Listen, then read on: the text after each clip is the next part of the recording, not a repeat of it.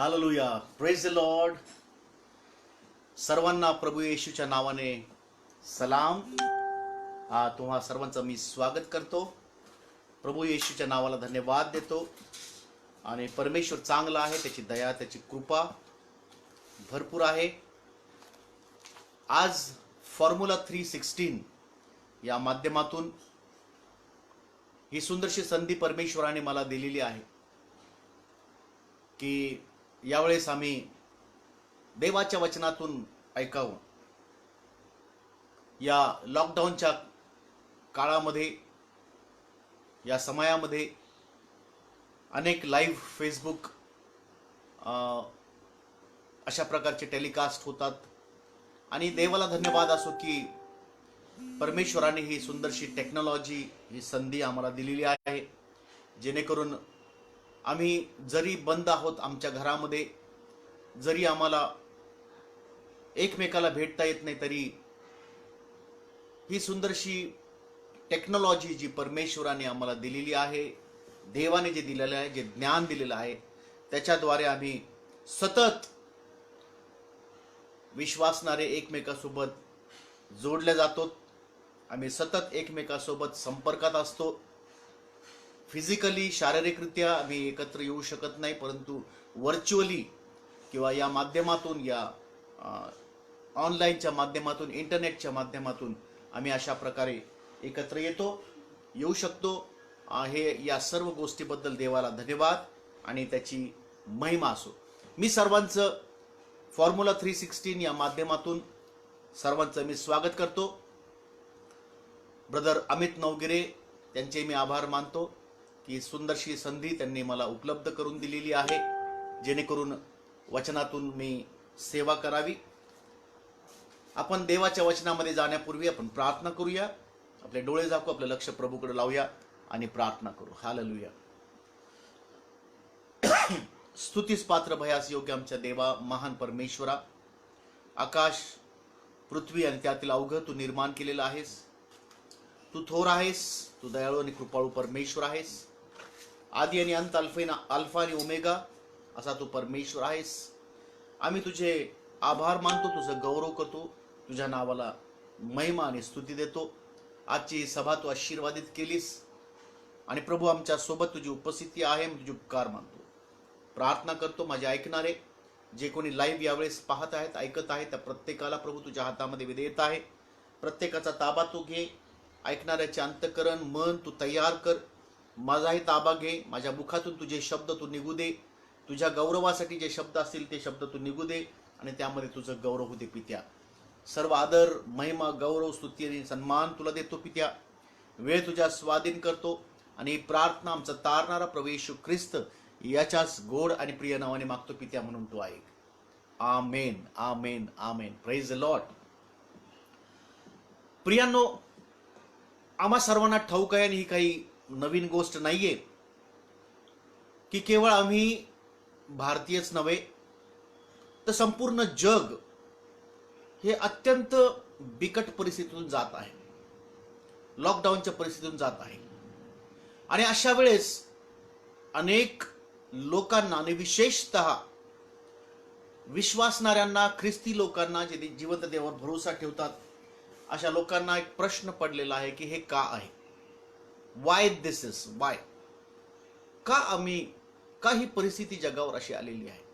अनेकदा काही प्रमाणात, अतिशय थोड्या प्रमाणामध्ये काही विश्वासणारे सुद्धा दगावलेले आहेत. त्याच्यामध्ये सो कॉल्ड विश्वासणारे ख्रिस्ती, सो कॉल्ड ख्रिस्ती लोक हे सुद्धा दगावलेले आहेत. त्यांनी आपला जीव दिलेला आहे. आणि लोकांना प्रश्न पडलेला आहे की आम्ही जर ख्रिस्ती आहोत आणि जर देवाचं वचन आमच्याकडे आहे, तर आमचे ख्रिस्ती लोक का मरावेत यामध्ये? प्रियांनो, यावेळेस मला एकच सर्वांना सांगायचं आहे की असल्या समयामध्ये, या काळामध्ये परमेश्वरात ही महामारी तू या जगावर का आणली हा प्रश्न विचारण्यापेक्षा मला असं वाटतं की आम्ही प्रभूला हे म्हणावं की प्रभू धन्यवाद कारण बिकट प्रसंगातून जाण्यासाठी तुझं वचन आणि तुझी उपस्थिती आणि तुझं सानिध्य तू आम्हाला दिलेलं आहेस. ही परिस्थिती का आहे हे म्हणण्यापेक्षा या परिस्थितीतून प्रभू आम्ही कसं निभावून जावं हे विचारणं किंवा हा प्रश्न करणं आमच्यासाठी अत्यंत महत्वाचं आहे. इस्रायल लोकांना मिस्रामधून, गुलामगिरीतून आणि दास्यत्वातून जेव्हा मोशेने बाहेर काढलं तेव्हा मोशेने कधी देवाला प्रश्न केला नाही की देवा का तू आम्हाला या देशातून बाहेर काढतोस, आम्ही चांगले होतो, असं मोशे कधी बोलला नाही. परमेश्वराने अब्राहमाला सांगितलं की तुझा एकुलता एक पुत्र इसहाक याला माझ्यासाठी तू अर्पण कर. तेव्हा अब्राहमाने कधीच प्रश्न देवाला विचारला नाही की देवा का माझा एकुलता एक पुत्र मी तुला समर्पण करावा. इतक्या काळानंतर, इतक्या वेळेनंतर, इतक्या वर्षानंतर, वयाच्या 100व्या वर्षी हे पुत्र संतान तू मला दिलीस आणि ते सुद्धा मागत आहे, तू का असं करत आहे. बायबल सांगतं की मडक्याला काय अधिकार आहे की त्याने आपल्या कुंभाराला विचारावं की तुम्हाला असं का घडवलेलेस किंवा माझ्या जीवनात ही गोष्ट का आहे. प्रियांनो, बायबलमध्ये अनेक प्रसंग आहेत, अनेक घटना आहेत ज्यामध्ये अनेक गोष्टीमधून परमेश्वर लोकांना घेऊन जात आहे, परिस्थिती निर्माण करत आहे. परंतु मला एक सांगू द्या की अशा परिस्थितीमध्ये आम्ही का हा प्रश्न विचारण्यापेक्षा आम्ही हे देवाशी बोललं पाहिजे, ही प्रार्थना केली की प्रभू या परिस्थितीतून सुरळीतपणे आणि सुरक्षित मी निघून जावं, मी पार पडावं, यासाठी तुम्हाला सहाय्य कर. मनुष्याला सहन करता येणार नाही एवढी परीक्षा परमेश्वर मनुष्यावर कधी आणत नाही, परंतु त्यातून हे निभावून जाण्यासाठी तो त्यांना सहाय्य करतो. अनेक लोक अतिशय त्रस्त झालेले असतील, परंतु अनेक लोक या कोरोना व्हायरसच्या परिस्थितीला अतिशय सोप्या रीतीने घेत आहे, इझी घेत आहे आणि ते म्हणतात की हे काही फार मोठी घटना नाहीये. मग तुम्हाला सांगू द्या की गेल्या काही हजार वर्षामध्ये जी परिस्थिती आज जगावर आलेली आहे ती परिस्थिती यापूर्वी कधीही गेल्या 1000 वर्षामध्ये आलेली नव्हती. जगामध्ये पूर्ण जग एकदाच लॉकडाऊन झालेली परिस्थिती जगामध्ये कधीही यापूर्वी आलेली नाहीये. आजपासून 100 वर्षापूर्वी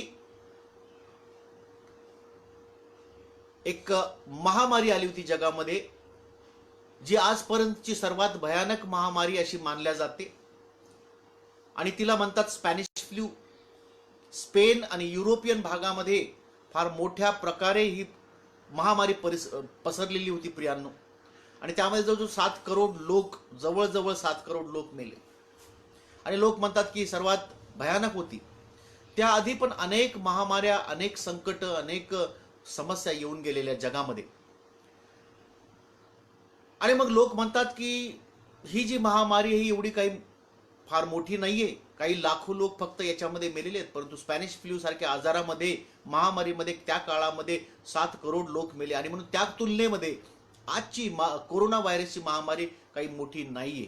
परंतु प्रियांनो, मला तुम्हाला सांगू द्या, त्या सर्व महामार्यांमध्ये तुम्हाला माहिती आहे मिस्रामध्ये सुद्धा परमेश्वराने 10 महामार्या पाठवल्या होत्या, 10 एपिडेमिक्स पाठवले होते. त्याला पेंडेमिक नाही म्हणताय. पेंडेमिक म्हणजे जगभर पसरलेली एकच महामारी, एकच रोग. आणि एपिडेमिक म्हणजे एका विशिष्ट प्रांतामध्ये, एका विशिष्ट देशामध्ये, एका विशिष्ट शहरामध्ये पसरलेली एक महामारी. तर त्या काळात आजपर्यंत एपिडेमिक्स झालेले आहेत, पेंडेमिक्स फार कमी झालेले आहेत. परंतु त्या सर्व महामार्यामध्ये आणि आज आम्ही ज्या महामारीमध्ये जगत आहोत त्यामध्ये अत्यंत फार मोठा फरक आहे प्रियांनो. तो हा फरक आहे की आजपर्यंत जगात असं कधी झालं नव्हतं की एकदाच संपूर्ण जग बंद झालेलं आहे आणि संपूर्ण सगळे लोक एकत्र एकदाच घरामध्ये बंद आहे. आणि म्हणून ही एक अद्भुत आहे, ही शेवटल्या काळाचं लक्षण आहे. मत्ती याचा 24व्या अध्यायामध्ये प्रभू येशू ख्रिस्त म्हणतो की हा वेदनांचा प्रारंभ आहे, हा वेदनांचा प्रारंभ आहे. आणि कदाचित या काळासाठी प्रभू येशू ख्रिस्त त्यावेळेस 2000 वर्षापूर्वी आपल्या शिष्यांना असं बोललं असेल. आणि म्हणून प्रियांनो, या महामारीला सहज घेऊ नका, परंतु ही संकेत आहे, हा संकेत आहे, हे आमच्या दारावर ठोठावणं आहे. प्रभू येशू ख्रिस्त आम्हाला एक प्रकारची चेतावणी देत आहे. ही महामारी आणून, क्षमा करा, परमेश्वर महामारी आणत नाही, परंतु या महामारीच्या माध्यमातून प्रभू येशू ख्रिस्त आमच्या दाराला ठोकत आहे. आणि तो म्हणतो की पहा, माझं येणं अत्यंत जवळ झालेलं आहे, मी अत्यंत लवकर येत आहे.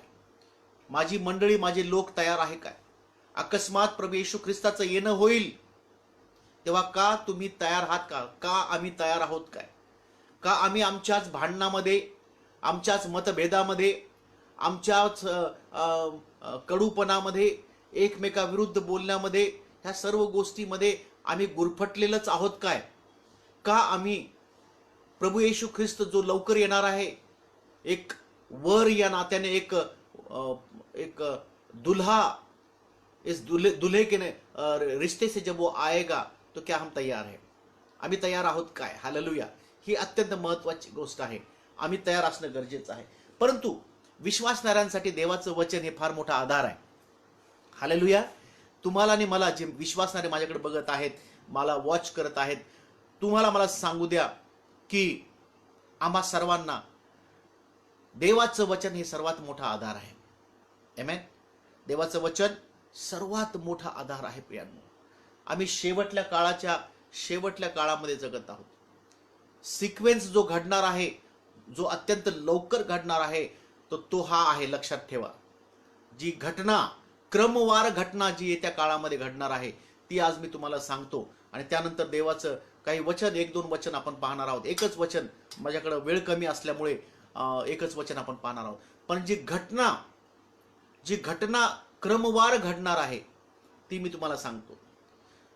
पहिली घटना, ज्या घटनेमध्ये आम्ही आता सध्या जगत आहोत, तो आहे वेदनांचा प्रारंभ. ज्या घटनेमध्ये, जी घटना सध्या चालू आहे, ती पहिली घटना आहे, तो म्हणजे वेदनांचा प्रारंभ. आणि हा वेदनांचा प्रारंभ केवळ कोरोना व्हायरसच्या काळापासूनच सुरू झालेला नाहीये. कैक वर्षापासून, प्रभू येशू ख्रिस्ताच्या काळापासून हा वेदनांचा प्रारंभ सुरू झालेला आहे. जवळजवळ 2000 वर्ष वेदनांचा काळ हा आहे. यानंतरची दुसरी घटना, जी फार महत्वाची घटना आहे सर्व विश्वासणाऱ्यांसाठी, आणि जी आशा, आम्हाला मोठी आशा आहे, ज्याच्याकडे आम्ही डोळे लावून बघत आहोत, आम्ही अत्यंत अपेक्षेने ज्या गोष्टीकडे पाहत आहोत, हालेलुया, ती दुसरी महत्वाची घटना आहे. आणि ती घटना म्हणजे पलायन, मंडळीचं पलायन, ख्रिस्ताच्या वधूचं उचलल्या जाणं, the rapture of the bride of Christ, the rapture of the church of Jesus Christ. प्रभू येशू ख्रिस्ताच्या मंडळीचं पलायन, त्याचं उचलून घेणं जाणं, snatching out of the church of Jesus Christ. अचानक उचलून घेणे, अचानक वेचून घेणे आणि त्याच्यासोबत जाणे, ही दुसरी अत्यंत महत्वाची घटना येत्या दिवसांमध्ये, आणि फार लवकर ती होणार आहे. आणि ती केव्हा होणार आहे, कोणालाच ठाऊक नाही. प्रभू येशू ख्रिस्त म्हणतो, ती वेळ कोणालाच ठाऊक नाही. त्या काळामध्ये असं म्हटलं होतं, प्रभू येशू ख्रिस्त म्हणतो की पुत्रालाही ठाऊक नाही, देवदूतांना ठाऊक नाही, फक्त पित्याला ठाऊक आहे. कदाचित आज पुत्राला ठाऊक असेल की कधी जायचंय, किंवा कदाचित नसेलही. पिता अचानक म्हणेल की चला 7वा करणा फुंका, आणि लगेचच प्रभू येशू ख्रिस्ताला म्हणेल की जा आणि माझ्या लोकांना वर घेऊन ये.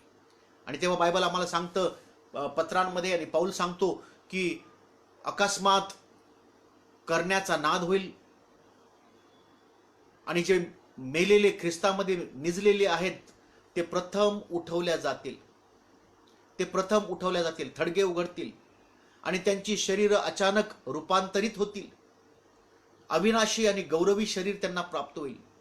आणि पाऊल त्यानंतर म्हणतो की त्यानंतर आम्ही जे जिवंत आहोत आणि जे ख्रिस्तामध्ये आहोत, आमचे सुद्धा परिवर्तन होईल. क्षणमात्रामध्ये, पापणी लावताच, करण्याचा नाद होताच आम्ही जे जिवंत आहोत, आमची ही शरीर क्षणात बदलतील, परिवर्तित होतील. आणि आम्ही सर्व जे मेलेल्यातून उठलेले आणि जे जिवंत आहे, आमची शरीर, आम्हाला अविनाशी शरीर मिळतील. अविनाशी शरीर जे कधी नाश होणार नाही, ज्या शरीरामध्ये आज आम्ही जगत आहोत हे नाशवंत शरीर आहे, हे मातीला मिळणारं शरीर आहे, परंतु हे शरीर नव्हे, एक अविनाशी शरीर ज्या शरीरामध्ये प्रभू येशू ख्रिस्त तिसऱ्या दिवशी उठवला गेला, जे शरीर देवदूतांचं आहे आणि जे शरीर तुम्हाला आणि मला मिळणार आहे ते अविनाशी शरीर आम्हाला मिळेल आणि आम्ही अलगद अचानक अंतराळामध्ये आकाशामध्ये मध्यभागी आम्ही आमची प्रभू येशू ख्रिस्तासोबतची भेट होईल.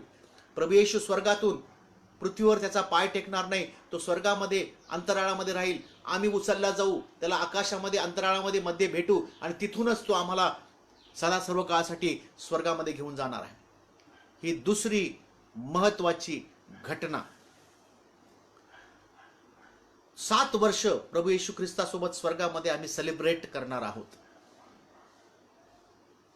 त्यानंतर 7 वर्षानंतर 7 वर्षाचा महासंकटाचा काळ या जगामध्ये येणार आहे. 7 years ऑफ ग्रेट ट्रिब्युलेशन. आता ज्या काळामध्ये आम्ही जगत आहोत तो ट्रिब्युलेशनचा काळ आहे, पण रॅप्चर नंतर जे 7 वर्ष आम्ही पाहणार आहोत किंवा जग पाहणार आहे ते 7 वर्ष it's the period of great tribulation. फार मोठा महासंकटाचा काळ आहे प्रियांनो, महासंकटाचा काळ. त्या महासंकटाच्या काळामध्ये ख्रिस्त विरोधी उदयास येईल. प्रकटीकरणाचा 13वा अध्याय पहिल्या वचनामध्ये ख्रिस्त विरोधाविषयी दिलेला आहे. 17व्या अध्यायामध्ये ख्रिस्त विरोधाविषयी दिलेला आहे. दानियेलचं पुस्तक 6वा अध्याय 7व्या अध्यायामध्ये ख्रिस्त विरोधाविषयी दिलेले आहे. प्रकटीकरण 11वा अध्यायामध्ये ख्रिस्त विरोधाविषयी दिलेले आहे. थेसलोनिकरास दुसरे पत्र 2रा अध्याय 2ऱ्या वचनापासून पुढे ख्रिस्त विरोधाविषयी दिलेले आहे. बायबलमध्ये असंख्य वचनं आहेत जे ख्रिस्त विरोधीविषयी दिलेले आहे. आणि ह्या 7 वर्षाच्या महासंकटाच्या काळामध्ये हा ख्रिस्त विरोधी उदयास येईल. 7 वर्ष तो या पृथ्वीवर राज्य करेल. 7 वर्ष या पृथ्वीवर तो राज्य करेल. आणि त्याच काळामध्ये त्या श्वापदाचं जे चिन्ह आहे ते कपाळावर हातावर घ्यावं लागेल. आणि ज्यांच्या हातावर कपाळावर ते चिन्ह नाही त्यांना खाणं पिणं नाही, त्यांना विकत घेणं विकत देणं होणार नाही. हा अत्यंत बिकट आणि अत्यंत भयानक असा काळ येणार आहे. त्याला महासंकटाचा काळ म्हटलेला आहे, जो काळ यापूर्वी कधी जगात आलेला नाही. तो महासंकटाचा काळ संपल्यानंतर 7वं वर्ष संपल्यानंतर 7 वर्ष संकट संपल्यानंतर प्रभू येशू ख्रिस्त पांढऱ्या घोड्यावर सेनाधीश परमेश्वर या नात्याने मोठा पराक्रमाने असंख्य देवदूतासोबत स्वर्गातून खाली उतरेल. त्याच्यासोबत असंख्य देवदूत राहील आणि विश्वासणारे सुद्धा राहतील. आणि आम्ही खाली उतरून सैतानासोबत प्रभू येशू ख्रिस्त लढणार, स्वतः लढणार इस्रायलच्या वतीने. On behalf of Israel he is going to fight the world and the demon and the devil and the serpent. जो साप, जुनाट साप म्हटलेला आहे, त्यासोबत युद्ध होईल. आणि त्याला अर्मगदन वॉर, हर्मगोदनचं युद्ध होईल. आणि या युद्धामध्ये पूर्णपणे सैतानाचा नाश होणार आहे आणि त्याला नेहमीसाठी त्या अथांग डोहामध्ये टाकण्यात येईल. आणि त्या युद्धानंतर जेव्हा सैतान पूर्णपणे हरवला जाईल, त्या युद्धानंतर प्रियांनो 1000 वर्ष, मिलेनियम पिरियड, 1000 वर्षाचं देवाचं राज्य, जे खऱ्या राज्य, ज्या राज्यासाठी प्रभू येशू ख्रिस्त प्रारंभापासून सांगत आहे, योहान ज्याच्याविषयी सांगत आहे, ते 1000 वर्षाचं किंगडम ऑफ गॉड या पृथ्वीवर होईल. एक नवा आकाश, नवी पृथ्वी, नवं यरुशलेम हे होईल. प्रगटीकरणाच्या पुस्तकामध्ये या सर्व गोष्टी दिलेल्या आहेत. आणि बायबल अभ्यास आम्ही जेव्हा करतो तेव्हा आम्हाला सर्व ह्या गोष्टी कळतात.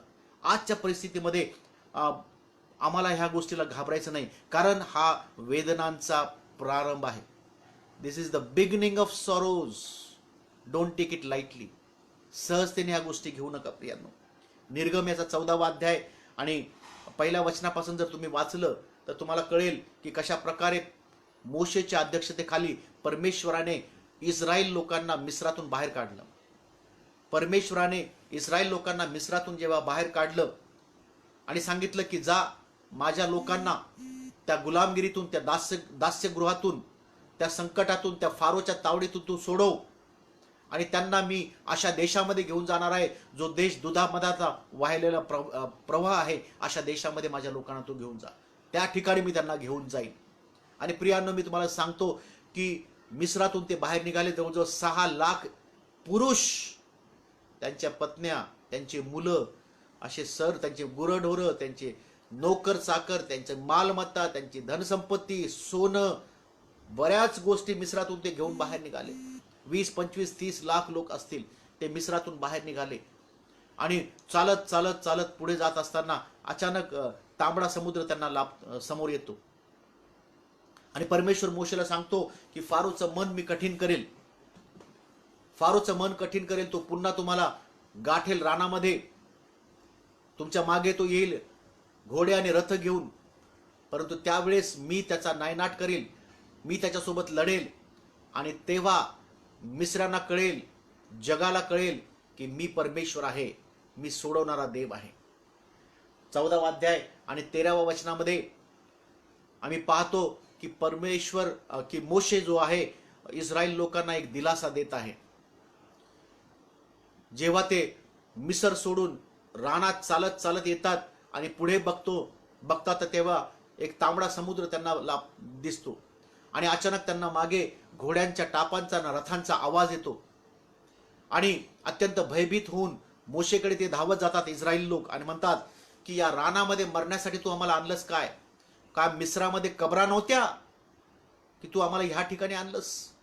आता आम्ही इथेच मरणार, आमचा नाश या ठिकाणी होणार. परंतु प्रियांनो, मोशेला ठाऊक होतं की परमेश्वर महान आहे, तो काय करणार आहे. मोशेने कधी परमेश्वराला प्रश्न केला नाही. त्याने देवाकडे प्रार्थना केली आणि परमेश्वराने त्याला सांगितलं की मी माझ्या लोकांना सोडवणार आहे. तेव्हा निर्गम याचा 14वा अध्याय आणि याचं 13वं वचन बघूया आपण, देवाचं वचन काय सांगतं आम्हाला यावेळेस. निर्गम 14:13 मध्ये सांगतं, मोशे लोकांना म्हणाला भिऊ नका. पहिली गोष्ट फिअर नॉट. आजच्या माझ्या संदेशाचा मथळा आहे भिऊ नका, डू नॉट फिअर. हा शब्द प्रियांनो खूप दिलासा देणारा शब्द आहे. भिऊ नका. शिष्य त्या होडीमध्ये होते, हैराण झाली होती होडी लाटांनी, मध्यरात्र होती, प्रभू येशू ख्रिस्त पाण्याहून चालत गेला आणि पाण्याहून चालत जात असताना शिष्यांनी पाहिलं, त्यांना वाटलं हे भूत आहे, ते घाबरले. तेव्हा प्रभू येशू ख्रिस्त त्यांना म्हणतो भिऊ नका, मी आहे, घाबरू नका, मी आहे. परमेश्वर अब्राहमाला म्हणतो भिऊ नको, मी तुझ्यासोबत आहे, मी तुझा पाठीराखा आहे. शिष्य जेव्हा बंद खोलीमध्ये होते, अत्यंत घाबऱ्या परिस्थितीमध्ये होते, प्रभू येशू ख्रिस्ताला वधस्तंभावर खिळलेलं होतं, सर्व काही संपलेलं होतं, सर्व काही झालेलं होतं. लोक म्हणाले की आम्ही यहुदी धर्म सोडून प्रभू येशू ख्रिस्ताच्या मागे गेलो आणि आता ह्या प्रभू येशू ख्रिस्तालाच या लोकांनी मारलं, आता येशू मेला, आता आम्हाला एकेकाला धरून ते मारतील, म्हणून अत्यंत घाबरे होऊन ते खोलीमध्ये दार बंद करून बसले होते. Praise the Lord. आणि अचानक प्रभू येशू ख्रिस्त त्यांच्यामध्ये उपस्थित राहत होतो, म्हणतो भिऊ नका, मी आहे.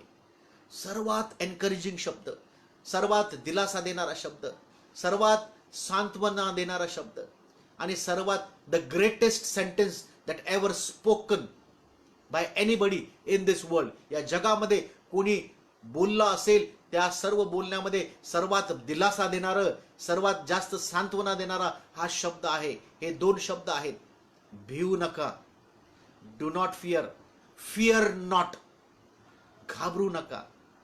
प्रभू आजही आम्हाला सांगत आहे भिऊ नका, घाबरू नका, फिअर नॉट. बघूया 13 वचन तो काय म्हणतो. 14वा अध्याय निर्गम 14:13 मध्ये म्हणतो, मोशे लोकांना म्हणाला भिऊ नका, स्थिर उभे राहा आणि परमेश्वर आज तुमचे जे तारण करील ते पहा. कारण ज्या मिस्री लोकांना तुम्ही आज पाहत आहात ते पुन्हा कधीही तुमच्या नजरेस पडावयाचे नाही. हालेलुया. परमेश्वर तुम्हासाठी लढेल, तुम्ही शांत राहा. आजच्या या बिकट प्रसंगामध्ये जर तुम्ही घाबरलेले आहात, प्रभू येशू ख्रिस्त परमेश्वर देव पिता तुम्हाला म्हणत आहे भिऊ नका, स्थिर उभे राहा. पहिली गोष्ट घाबरायचं नाही, भिऊ नका.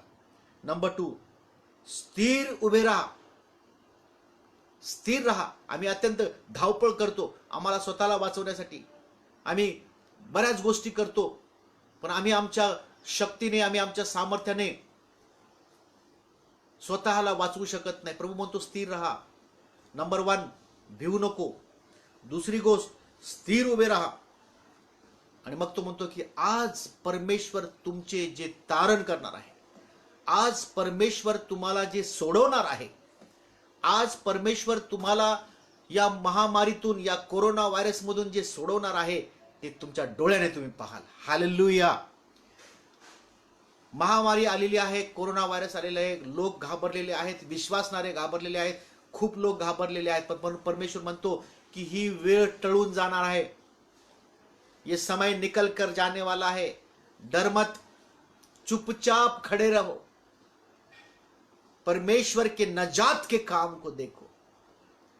डर मत, चुपचाप खड़े रहो, परमेश्वर की नजात के, उसके छुटकारे के काम को तुम देखो.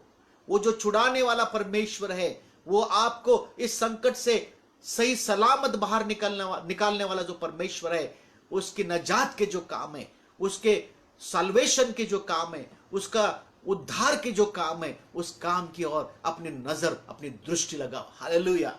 परमेश्वर म्हणतो भिवू नको. नंबर 1. नंबर 2, स्थिर उभे राहा. स्वतःहून प्रयत्न करू नका, देवावर भरोसा ठेवा. स्थिर उभे राहायचा अर्थ आहे trust in the Lord. Fear not, trust in the Lord.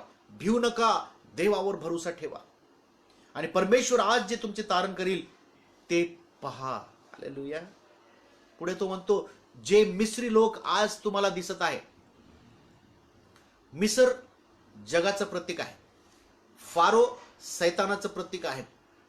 बायबलमध्ये जग आणि जगातली परिस्थिती, फारोची परिस्थिती, सैतान जो कहर करत आहे ह्या जगामध्ये, ती परिस्थिती म्हणजे मिस्र आणि फारोची परिस्थिती. प्रभू म्हणतो ज्या मिस्री लोकांना तुम्ही आज पाहत आहात, जे तुमच्यावर चाल करून आलेले घोडे रथ घेऊन येत आहेत, जो मिसर तुमच्या मागे आहे, जे जग आणि जगातली बिकट परिस्थिती तुमच्या मागे आहे, जगातील वाईट हालात जे आहेत, परिस्थिती जी आहेत जी तुमच्या मागे आहे, परमेश्वर म्हणतो ज्या मिस्री लोकांना तुम्ही आज पाहत आहात ते पुन्हा कधी, हालेलुया, पुन्हा कधी तुमच्या नजरेस पडणार नाही. Hallelujah. What a encouraging word. क्या कितना दिलासा देने वाला वचन है. डर मत, चुपचाप खड़े रहो, परमेश्वर के नजात के काम देखो.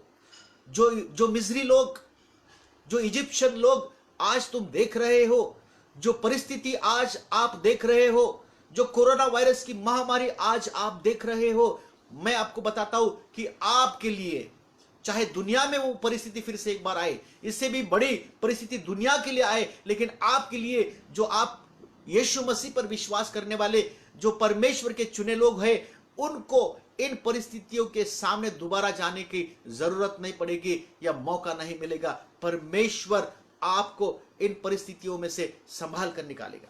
एक गोष्ट महत्वाची या ठिकाणी, संकट येतात आणि संकट येईल, संकट येणार नक्की. संकटाला कोणी थांबवू शकत नाही. संकट नेहमी येतात प्रियांनो, मग तो चांगला असो वाईट असो, देवाला आवडणारा असो देवाला न आवडणारा असो, नीतिमान असो पापी असो, प्रत्येकावर संकट येतात. मत्तई 7वा अध्याय तुम्ही वाचा. एका शहाण्या एका मूर्ख माणसाने घर बांधलं, वाळूवर बांधलं. एका शहाण्या माणसाने घर बांधलं, खडकावर बांधलं. खडक म्हणजे प्रभू येशू ख्रिस्त, जे आपलं जीवन येशूवर निर्धारित करतात ते विश्वासणारे लोक, आणि जे वाळूवर घर बांधतात ते अविश्वासणारे आहेत. आणि दोघांनी घर बांधले. बायबल सांगतं 7वा अध्याय मत्तयाच्या की पूर आला, वारा आला, पाऊस आला, त्या घराला लागला. कोणत्या घराला लागला? दोन्ही घराला लागला. परंतु जे घर खडकावर होतं ते स्थिर राहिलं, जे घर वाळूवर बांधलेलं होतं ते सपशेल पडलं. प्रियानो, लक्षात ठेवा की परमेश्वर की संकट सर्वांवर येतात, परंतु जे खडकावर रोवलेले आहेत, जे ख्रिस्तामध्ये मजबूत आहे, जे आपली दृष्टी प्रभू येशू ख्रिस्ताकडे लावतात, ते कधीही पडणार नाही, ते स्थिर राहतील. आणि म्हणून प्रभू इथे सांगतो, प्रभू येशू सांगतो, पिता सांगतो की भिवू नका, घाबरू नका, स्थिर उभे राहा. परमेश्वर जे आज तुमचं तारण करत आहे ते तुम्ही तुमच्या नजरेस ते पडेल. जे मिस्त्री लोक आज तुम्ही पाहतात ते यापुढे तुम्हाला कधी दिसणार नाही. हालेलुया. आणि शेवटचं वचन फार महत्वाचं आहे. तर म्हणतो परमेश्वर तुम्हासाठी लढेल, तुम्ही शांत राहा. Be at peace, fear not. Stand still म्हणजे trust in the Lord and be at peace, शांतीने राहा. 3 महत्वाच्या गोष्टी प्रभू सांगत आहे. भिवू नको, स्थिर उभं राहा. स्थिर म्हणजे ट्रस्ट, भरोसा ठेवा. भिवू नको, देवावर भरोसा ठेव. आणि 14व्या वचनामध्ये तो सांगतो शांत राहा, कारण परमेश्वर युद्ध लढत आहे. The battle is of the Lord, the victory is ours. विजय आमचा आहे, युद्ध परमेश्वराचं आहे. परमेश्वर युद्ध लढणार आहे. तुम्ही स्थिर राहा, फक्त बघा की परमेश्वर काय करत आहे. अनेक जण अत्यंत अशांततेचं जीवन आज जगत आहे. प्रियांनो, मी तुम्हाला सांगतो, शांत राहा. आपल्या घरामध्ये शांत राहा. पत्नी सोबत, लेकरांसोबत स्थिर अंतकरणाने राहा. शांत राहा, स्तब्ध राहा, स्थिर उभे राहा. भिवू नका, परमेश्वरावर भरोसा टाका. आणि प्रभू तुम्हाला कोणत्याही वाईट परिस्थिती असेल त्यातून तो तुम्हाला बाहेर सोडवल्याशिवाय राहणार नाही. प्रभूच्या नावाला धन्यवाद असो. आज एक छोटंसं वचन मी तुमच्यासोबत शेअर केलेलं आहे. माझा विश्वास आहे की तुम्हाला तुम्ही त्याद्वारे आशीर्वादित झालेला आहात. जर अजूनही तुम्ही येशू ख्रिस्ताचा स्वीकार केला नसेल तर ही प्रार्थना माझ्या मागे म्हणा. प्रभू येशू, आज मी माझं जीवन तुला समर्पित करीत आहे. माझा ताबा तू घे, माझ्या अंतकरणाचा ठाव तू घे. मी पापी आहे, तुझ्या विरुद्ध पाप केलेलं आहे. जे तुला आवडत नाही ते मी आजपर्यंत करत आलो, परंतु आज मी पश्चाताप करतो आणि त्या सर्व जुन्या गोष्टी मी सोडून देत आहे. माझ्या पापांची मला क्षमा कर. माझे पाप मी कबूल करतो. मला सांभाळ, मला तारण दे, माझ्यावर कृपा कर, माझ्यावर दया कर, मला सहाय्य कर. आणि मी प्रार्थना करतो प्रभू की तुझी कृपा मला दे. माझं नाव जीवनी पुस्तकामध्ये लिही. आजपासून तूच प्रभू येशू माझा तारक, माझा उद्धारक आणि माझा मालक आहे. मी तुला माझ्या अंतकरणात स्वीकार करत आहे. माझाही तू स्वीकार कर. तुझे देवदूतांना आजपासून माझ्या अवतीभोवती पाठव, म्हणजे कोणतीही व्याधी महिमा माझ्या जीवनाद्वारे तू करून घे पित्या, अशी तुला विनंतीने प्रार्थना करतो येशूच्या नावाने, आमेन. ही प्रार्थना जर तुम्ही केली असेल तर आज तुमचं तारण झाले आहे. निश्चिंत राहा, प्रभू तुम्हाला सहाय्य करेल. हालेलुया. शेवटली प्रार्थना आपण करूया. स्वर्गीय प्रेमळ देव बाप्पा, तुझे आभार, तुझी महिमा, तुझं गौरव आम्ही करतो. सुंदर वचनाद्वारे तू आमच्याशी बोललास, तुझे उपकार मानतो. प्रार्थना करतो की हे वचन आमच्या अंतकरणामध्ये खोलवर जाऊ दे. शेवटल्या काळाची लक्षणं आम्ही पाहत आहोत. तुझं वचन तू आम्हाला सांगतोस की वेदनांचा हा प्रारंभ आहे. शेवटल्या काळाची ही लक्षणं आहेत आणि आम्ही शेवटल्या काळात जगत असताना जागृत राहावं, सतर्क राहावं आणि तुझ्यावर भरोसा ठेवून आम्ही राहावं. कारण तुझं वचन म्हणतो की भिवू नका, स्थिर उभे राहा, घाबरू नका. मी तुमचे तारण कसं करतो त्याच्याकडे तुम्ही लक्ष द्या. जे मिस्री लोक आज तुम्ही पाहतात, जे संकट, जे सैतानाची चाल आज तुम्ही पाहता, यापुढे ती कधी तुम्ही पाहणार नाही. हालेलुया. जे मिस्री लोक तुम्ही पाहता ते तुम्ही यापुढे पाहणार नाही, असं तुझं वचन आम्हाला सांगतं.